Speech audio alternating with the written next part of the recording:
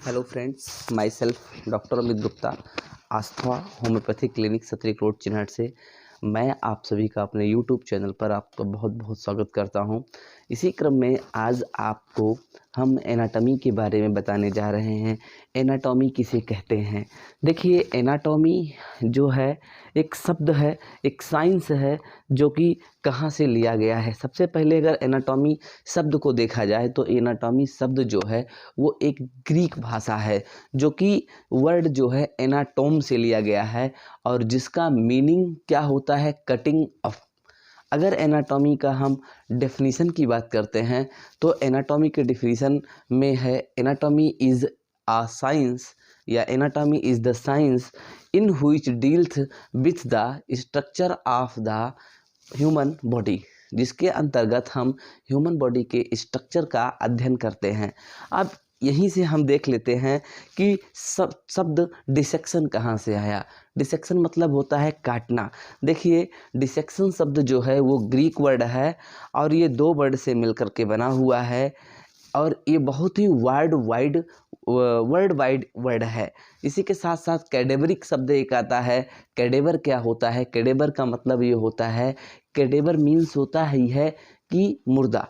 Cadaveric dissection की बात करते हैं हम, तो कैडेवरिक डिसेक्शन मतलब होता है कि कैडेवर और कैडेवरिक डिसेक्शन जिसके अंतर्गत हम मुर्दे का डिसेक्शन यानी काट करके उसके अंगों के बारे में पढ़ते हैं, उसको हम कैडेवरिक डिसेक्शन कहते हैं। इसी क्रम में आपको हम कुछ लिविंग एनाटॉमी के बारे में बताते हैं। लिविंग एनाटॉमी क्या है? लिविंग मतलब होता है जीवित, और जैसे कि जीवित एनाटॉमी यानी कि जैसे कि हम इंस्पेक्शन करते हैं, पल्पिटेशन करते हैं, ब्लड प्रेशर नापते हैं, ये सारी चीज़ें हमारी लिविंग एनाटॉमी के स्कल्टेशन करते हैं स्टेथोस्कोप लगा करके, तो ये सब हमारी जो है लिविंग एनाटॉमी के अंतर्गत आता है। इसी के साथ साथ एम्ब्रियोलॉजी क्या है? एम्ब्रियोलॉजी डेवलपमेंटल जितने भी एनाटॉमी को बोलते हैं एम्ब्रियोलॉजी, यानी कि एम्ब्रियोलॉजी मतलब भ्रूणा अवस्था में जो भी डेवलपमेंट होते हैं वो सारी एम्ब्रियोलॉजी के अंतर्गत मेडिकल साइंस की जो ब्रांच है एम्ब्रियोलॉजी भ्रूण विज्ञान के अंतर्गत वो सब आती हैं। इसी क्रम में हिस्टोलॉजी करते हैं। हिस्टोलॉजी जो माइक्रोस्कोपिक स्टडीज होती है टिश्यूज़ की, माइक्रोस्कोपिक स्टडीज जो होती है टिश्यूज़ की, आगे हमने टिश्यू को पढ़ाया, आपको बताया था। तो माइक्रोस्कोपिक स्टडी है जो टिश्यू का, उसको हम क्या बोल देते हैं बेटा? उसको हम बोल देते हैं हिस्टोलॉजी। आगे फिर हम देखते हैं कि सरफेस एनाटॉमी कौन सी शब्दावली है। सरफेस एनाटॉमी जैसे देखिए, हमने पहले भी कहा था आपसे कि एनाटॉमिकल कुछ शब्दावलियाँ ऐसी आएंगी आपके पास में कि जिनको आपको देख करके ही लगेगा, जिनको आपको सारी चीज़ें ये मतलब कि मीनिंग से ही शब्दावलियों को ही सोच करके आपको लग जाएगा कि ये चीज़ें किस चीज़ के रिगार्डिंग क्या चीज़ कहना चाहते हैं। तो सरफेस एनाटॉमी मतलब कि जो सरफेस पार्ट या डीपर पार्ट मतलब कि स्किन, जैसे यानी कि कह सकते हैं study of deeper part of the body but in relation to skin, इसको हम बोल देते हैं कि जो है सरफेस एनाटॉमी। और इसका उपयोग कहाँ होता है? कि इसका उपयोग जो है ये सर्जरी में किया जाता है। इसी क्रम में फिर हम आगे बढ़ते हैं।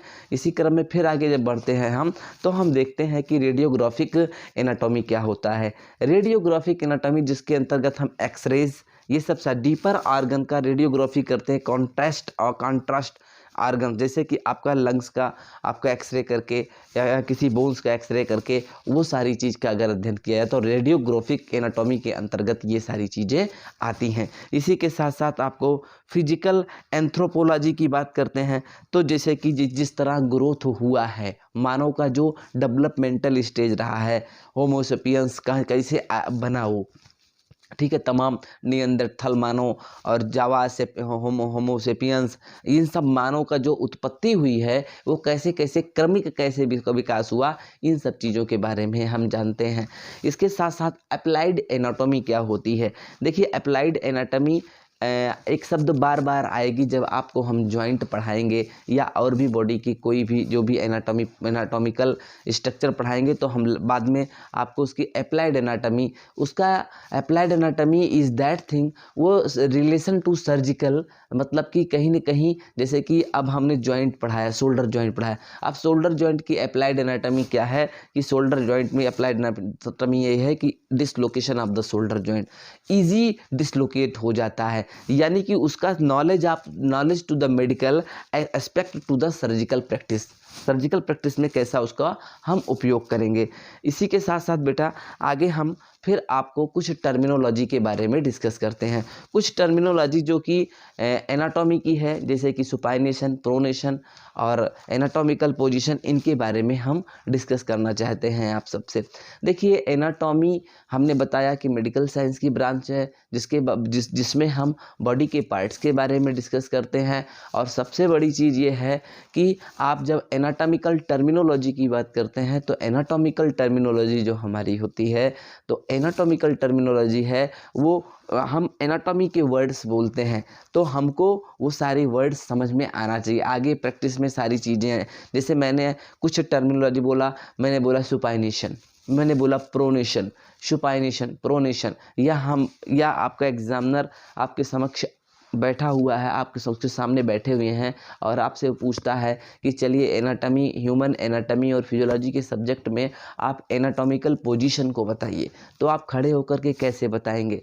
देखिए हमने आपको पहले भी एक बार अवगत करा दिया है पार्ट फर्स्ट में कि एनाटॉमिकल पोजीशन क्या होता है। एनाटॉमिकल पोजीशन जब आप स्ट्रेट खड़े होकर के दोनों टो को मिला करके, दोनों एड़ी को मिला करके और टो फॉरवर्ड रहे और आप एकदम हाथ सीधा करके और एकदम स्ट्रेट, आई स्ट्रेट, लुकवर्ड, एकदम सामने स्ट्रेट सीधा की तरफ आप देखते हैं, तो ये आपका एनाटॉमिकल पोजीशन हो जाता है। इसी तरीके से आपका सुपाइनेशन, यानी कि ये कंडीशन हाथ की जो होती है या बॉडी की इस टाइप का अगर फ्लेक्स लेट जाए तो आप एकदम स्ट्रेट, ये जो है आपका सुपाइनेशन। इसके जस्ट रिवर्स अगर करते हैं तो प्रोन कंडीशन हो जाती है, जैसा कि आपको इसके फर्स्ट पार्ट में जो एनाटॉमी टर्मिनोलॉजी के फर्स्ट पार्ट में हमने आपको डिस्कस किया है।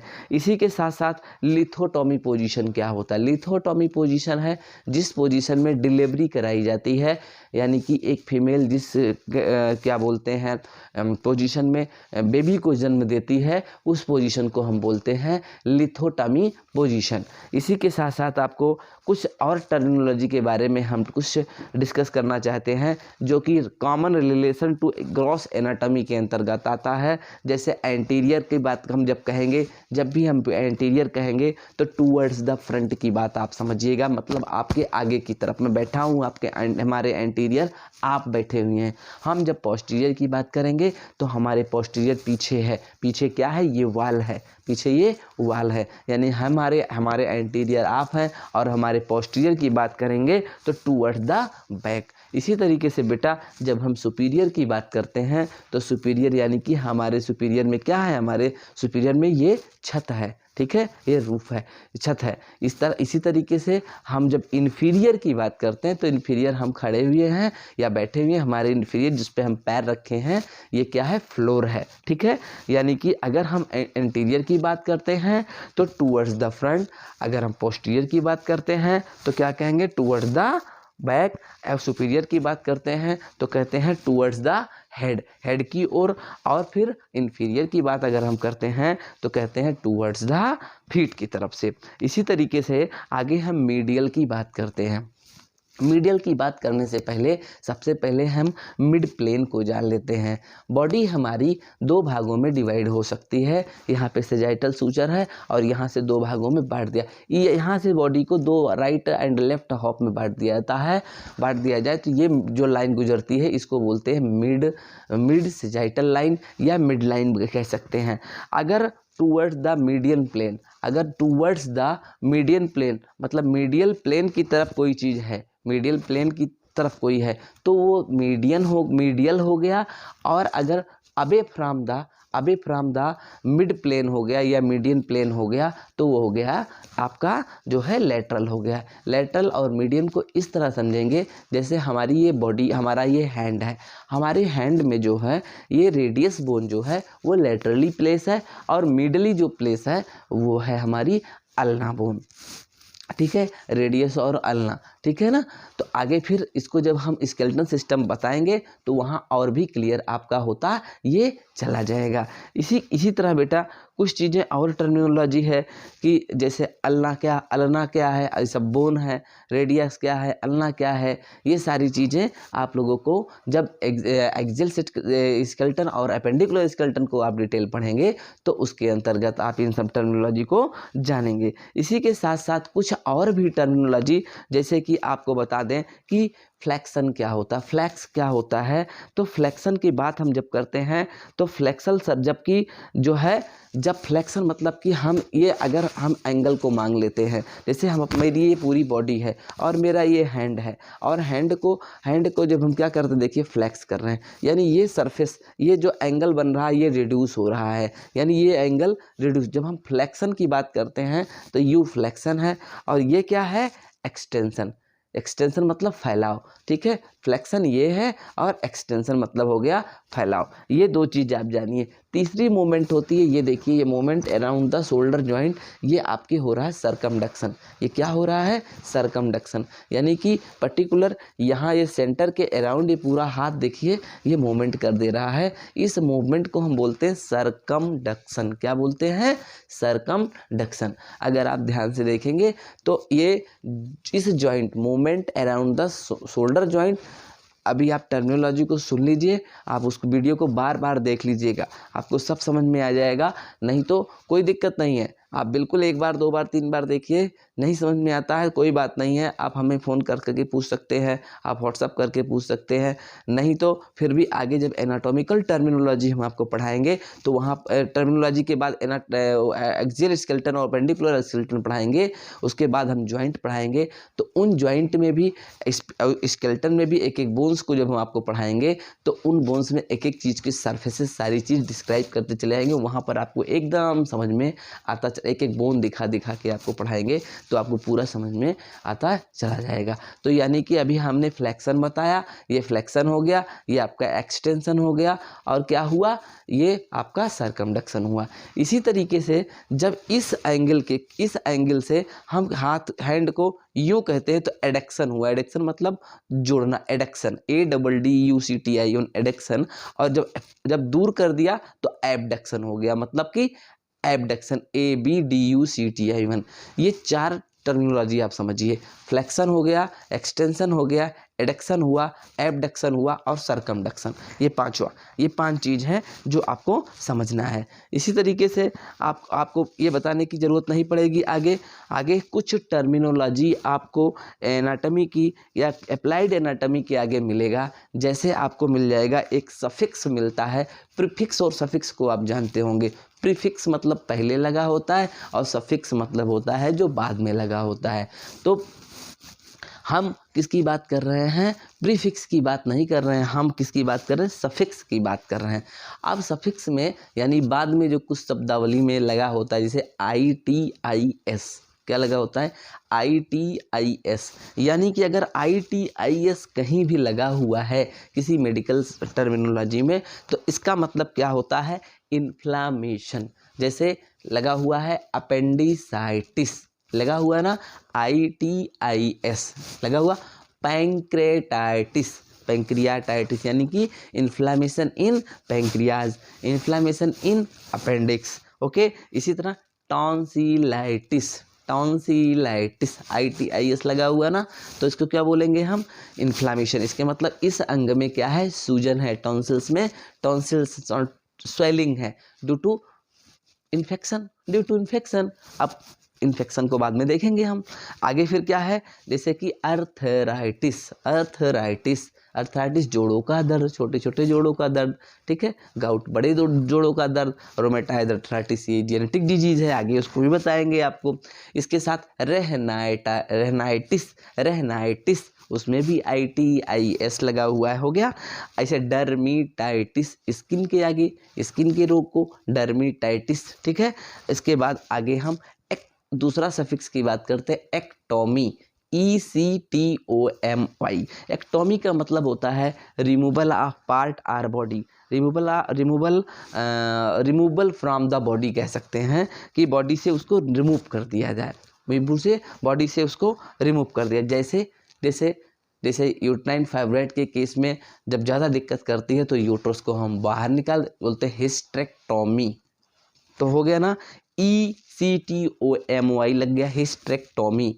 ECTOMY अगर जहाँ लग जा रहा है तो इसको बोलते हैं हिस्टेरेक्टोमी, यानी कि हम यूट्रस को बाहर निकाल, ऐसे क्या बोलते हैं, स्प्लीनोक्टोमी, स्प्लीन बाहर निकाल दिया गया। इसी तरीके से टॉन्सिलेक्टोमी, टॉन्सिल्स को बाहर निकाल दिया। आगे फिर दूसरी सफिक्स की बात करते हैं, ओटोमी की, OTOMY। ओटोमी का मतलब होता है ओपन एंड देन क्लोज, ठीक है।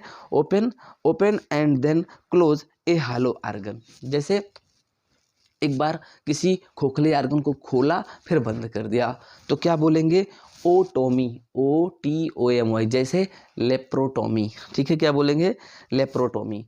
और क्या बोलेंगे, साइटोटोमी, ठीक है, और हिस्टेरेक्टोमी। तो इस टाइप की, जैसे कि किसी खोखले अंग को, जैसे यूट्रस को खोला और बंद कर दिया, और स्टमक को खोला, पेट का लेप्रोटोमी किया, उसके बाद उसको सिल दिया, पेट को बांध दिया। तो मतलब एक बार हॉलो ऑर्गन्स को क्या किया, ओपन किया, देन क्लोज इट, ओके। आगे फिर इसी तरीके से और भी कुछ शब्द हैं, जैसे बोलते हैं सिम्टम्स क्या होते हैं। तो सिम्टम्स आप जानते ही हैं कि सिम्टम्स दो टाइप से होते हैं, एक ऑब्जेक्टिव सिम्टम्स, एक सब्जेक्टिव सिम्टम्स। ऑब्जेक्टिव सिम्टम्स जो कि ऑब्जर्वर ऑब्जर्व करता है, ऑब्जर्वर कौन है, डॉक्टर है, और सब्जेक्टिव कौन है, सब्जेक्ट पेशेंट है, पेशेंट सब्जेक्ट के द्वारा दिया गया है जो सिम्टम्स, वो सिम्टम्स होते हैं। वो सिम्टम्स क्या क्या हो सकते हैं आप जानते हैं, ऐसा जो भी आपको समस्या है वो सिम्टम्स के फॉर्म में आप बताएंगे, ठीक है ना। ये सारी इन्फ्लामेशन हमने बता दिया, इन्फ्लामेशन को स्वेलिंग बोलते हैं। ईडीमा शब्द आएगा, OEDEM, ईडीमा मतलब होता है जनरलाइज्ड स्वेलिंग। इसी तरह आएगा थ्राम्बोसिस, मतलब थक्का का जमा होना। आएगा शब्दावली हीमोरेज, हीमोरेज मतलब क्या होता है कि हेमरेज, ब्लड हेमरेज कहते हैं, ब्लड बह रहा है, ठीक है ना। इसी तरह आएगा अल्सर, अल्सर मतलब घाव। और क्या आएगा, इसी तरह आएगा डिजनरेशन, डिजनरेशन मतलब क्या हो जाएगा कि कहीं कहीं का इरिवर्सिबल चेंजेस, जहाँ पर कोई चीज़ ख़त्म हो जा रही, डिजनरेट हो, टूट करके अलग हो जा रही, ख़राब हो जा रही है। ये सारी शब्दावलियाँ इसी क्रम में मेडिकल की डिफरेंट शब्दावलियाँ आती रहेंगी, और आपको जैसे कोमा है, पैरालिसिस है, कुछ शब्दावलियों को आप जानते हैं और कुछ को नहीं जानते। जैसे कार्सिनोमा है, कार्सिनोमा कैंसर का जिंग एजेंट है, ठीक है। मैलिग्नेंट ग्रोथ है एपिथेलियल टिश्यूज़ का, ठीक है ना। और क्या है, कैंसर है। इसके बाद कीमोथेरेपी है, थेरेपी क्या चीज़ होती है, ये सारी चीज़ें, ये सब टर्मिनोलॉजी हैं, ये आपको जो है बहुत ही हेल्पफुल हैं आपके जो है एनाटॉमी पढ़ने के लिए, और एनाटॉमी और फिजियोलॉजी दोनों पढ़ने के लिए। तो दोस्तों, मैं आज की वीडियो में आज आप सभी को कुछ एनाटॉमिकल टर्मिनोलॉजी को, जो कि फर्स्ट पार्ट में डिस्कस किया था, थोड़े से छूट गए थे, उसको मैंने सेकेंड पार्ट में भी आपको डिस्कस किया, क्योंकि मैंने देखा कि वहाँ पर मैंने डिस्कस तो किया था, फिर भी थोड़ा सा कुछ और रह गया था पोर्शन, तो उसको भी मैं आपके सामने डिस्कस करना चाहता था। मैंने आज आपके समक्ष मैंने उसको डिस्कस कर लिया। आप सभी को ये वीडियो अगर अच्छा लगे तो आप लाइक करिएगा, शेयर करिएगा, सब्सक्राइब करिएगा। थैंक यू क्लास, नमस्ते।